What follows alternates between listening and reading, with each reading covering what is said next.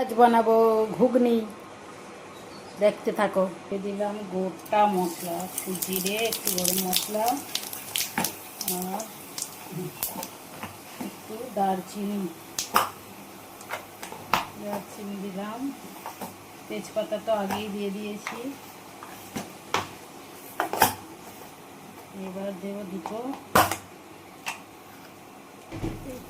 একটা হচ্ছে রাঁধুনির একটুখানি চিংড়ি দিলাম। এবার দেবো 5 ফোড়ন, একটুখানি 5 ফোড়ন দেবো, সেটা হবে না, হবে।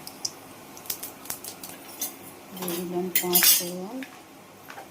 এবার দেবো পেঁয়াজ কুচি, একটু একটু দেবো হিং,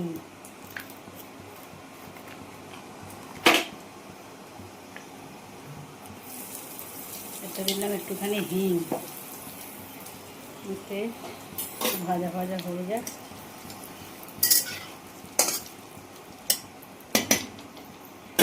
এবার দিচ্ছি পেঁয়াজ কুচি, টমেটো কুচি, পেঁয়াজ টমেটো কুচি, কাঁচা লঙ্কা একসঙ্গে দিয়ে দিলাম।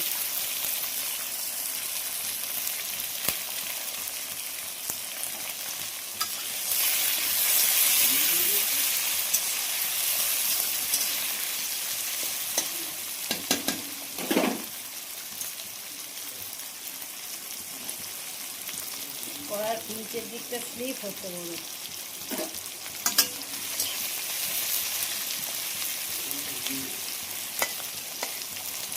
স্লিপটা চলে এসেছিল, কেটে এটাকে বাতিল দিয়েছি, এটা একসঙ্গে তাড়াহুড়ো করে আবার দিয়ে ফেলেছিলাম। এটাকে তুলে দিয়ে দিলাম, ছেড়ে দিলাম, একটু ভাজা হোক ততক্ষণ।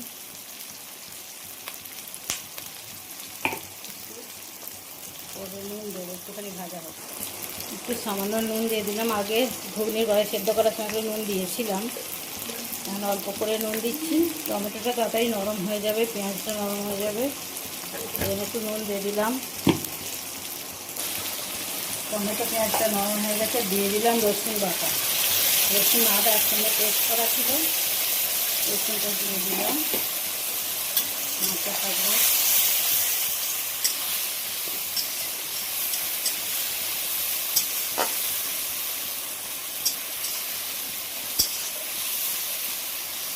রসুন আদাটা একটু ভাজা ভাজা হোক। দিয়ে দিলাম শুকনো লঙ্কার একটু গুঁড়ো আর একটু হলুদ।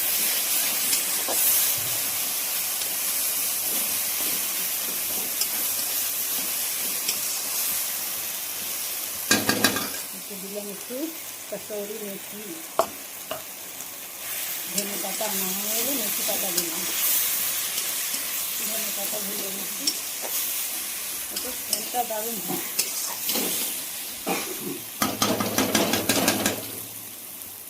ভাজার টাইমে একটু সেন্টটা ভালো হয়। একটু সামান্য জল দিলাম, মশলাটা ধরে যাচ্ছিলো, লেগে যাচ্ছিলো, ওই জন্য মশলাটা একটু কষার জন্য একটু সামান্য জল দিলাম।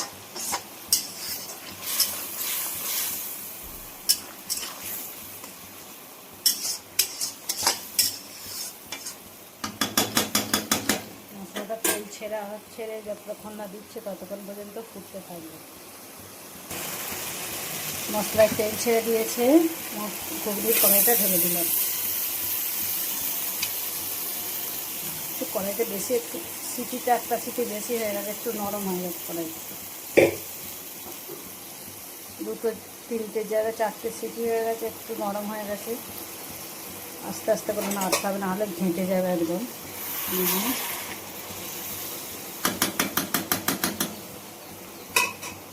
আস্তে আস্তে হোক ততক্ষণ, দেখতে থাকো। এবার কিছু গোটা আলু সেদ্ধ করে নিয়েছিলাম, নিয়ে ম্যাশ করে এই জলটা দিয়ে দিচ্ছি, যাতে ঘুগনির গ্রেভিটা একটু গাঢ় হয়। এই যে দিয়ে দিলাম। আলুটা ভালো করে ম্যাশ করে গুলে নিয়েছি জলের সঙ্গে, নিয়ে ওটা দিয়ে দিয়েছি। আস্তে আস্তে নেড়ে দিই।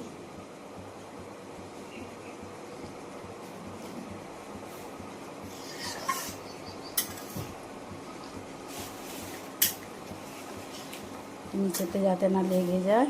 আস্তে আস্তে নেড়ে দিয়ে একটু কড়াইটা নরম হয়ে গেছে, দেখো কড়াইটা একটু নরম হয়ে গেছে।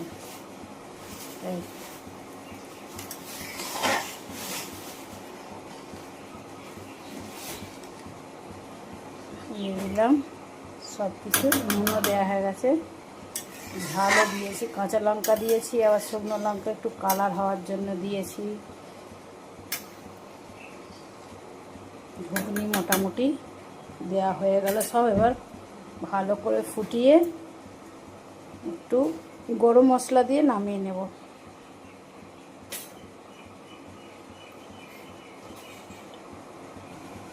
সামান্য একটুখানি, এই যে অল্প পরিমাণে একটু চিনি অ্যাড করলাম, এতে টেস্টটা ভালো ব্যালেন্স হয়।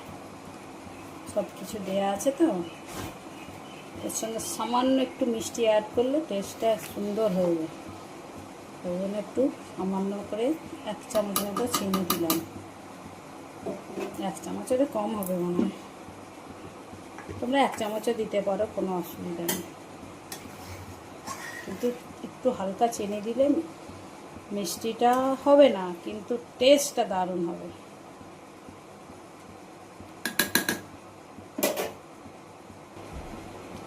গোটা গরম মশলা প্রথমে দিয়েছিলাম বলে গরম মশলা আর দেবো না, একটুখানি ছোলা মশলা দিয়ে দিলাম।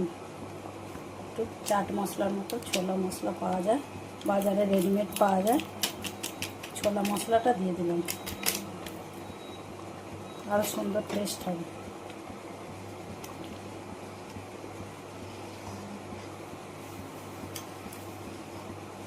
কালারটা কত সুন্দর হয়েছে খালি দেখো।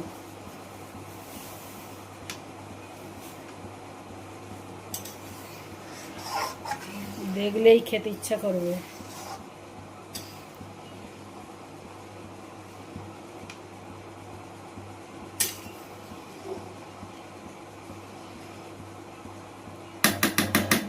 কেমন লাগলো ভিডিওটা বন্ধুরা? যদি ঘুগনি খেতে ইচ্ছা যায় চলে এসো সকলে। আর আমার ভিডিওটা কেমন লাগলো একটু কমেন্ট করে, একটু লাইক করে, একটু সাবস্ক্রাইব করে পাশে থেকো বন্ধুরা। বাই, সকলে ভালো থেকো, বাই। ডিমের কারির খালি কালারটা দেখো।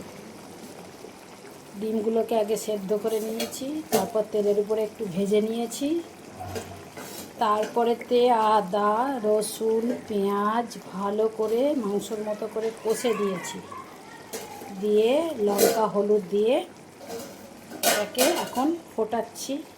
যতক্ষণ না তেল ছেড়ে দেয় ততক্ষণ পর্যন্ত এটা নামাবো না। কিন্তু এতেই যা কালার এসেছে না, ও দেখলেই লোভ ধরবে। কে কে ডিমের এরকম কারি খেতে পছন্দ করে বলো তো? কেমন লাগছে খালি দেখো। আচ্ছা, সকলের দুপুরে নিমন্ত্রণ ডিমের কারি। আর হয়েছে কি, ভাত আর ঘুগনি করেছি সকালে, ওটা দিয়ে আপাতত চালিয়ে নেব। আর বেশি কিছু আজকের মেনু করছি না, তো মেন হচ্ছে ডিমের কারি। ডিমের কারির কালার দেখলেই আপনি জিভে জল এসে যাবে। কার কার ডিমের কারি দেখে জিভে জল এলো একবার কমেন্ট করে বলো। বাই বন্ধুরা।